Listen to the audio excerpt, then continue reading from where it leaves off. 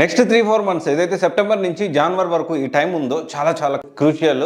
So ప్రతి ఒక్కరికి especially freshers ఎవరైతే 24, 25 అండ్ 23 చాలా కీలకం. అండ్ గుర్తుపెట్టుకోండి, ఈ టైం దాటిపోయిందంటే ఖచ్చితంగా నెక్స్ట్ మళ్ళీ 2026 వాళ్ళు ఇయర్ మారుతుంది. సో క్యాలెండర్లో ఇయర్ మారుతుంది. ఇయర్ మారితే ఏమవుతుంది, మళ్ళీ మీరు కెరీర్ గ్యాప్ కింద పడే ఛాన్సెస్ ఉంటాయి. అండ్ ఫ్రెషర్ అంటే మీకంటే అప్డేటెడ్ నెక్స్ట్ ఫ్రెషర్స్ అనే వాళ్ళు 2026 వాళ్ళు బయటకు వస్తారు.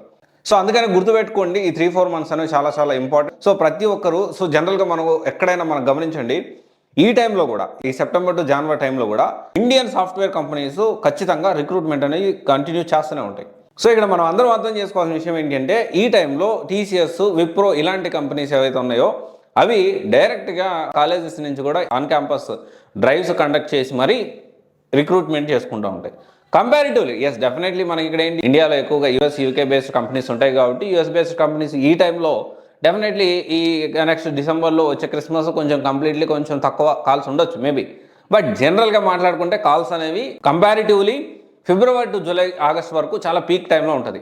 సో ఎవరైతే ఇంకా ఉద్యోగం తెచ్చుకోకుండా, ఇంకా జాబ్ తెచ్చుకోకుండా ప్రయత్నాల్లో ఉంటున్నారో, ఎస్పెషల్లీ 23, 24, 25 ఈ 3 ఇయర్స్ వాళ్ళు చాలా కీలకం ఈ టైము. సో కరెక్ట్గా యూటిలైజ్ చేసుకోండి, టైం వేస్ట్ చేసుకోవద్దు. ఎందుకంటే ఇక్కడ అనుకోవచ్చు అంటే ఈ 3-4 నెలల్లో జాబ్ తెచ్చుకోవడానికి మ్యాక్సిమం ట్రై చేయండి.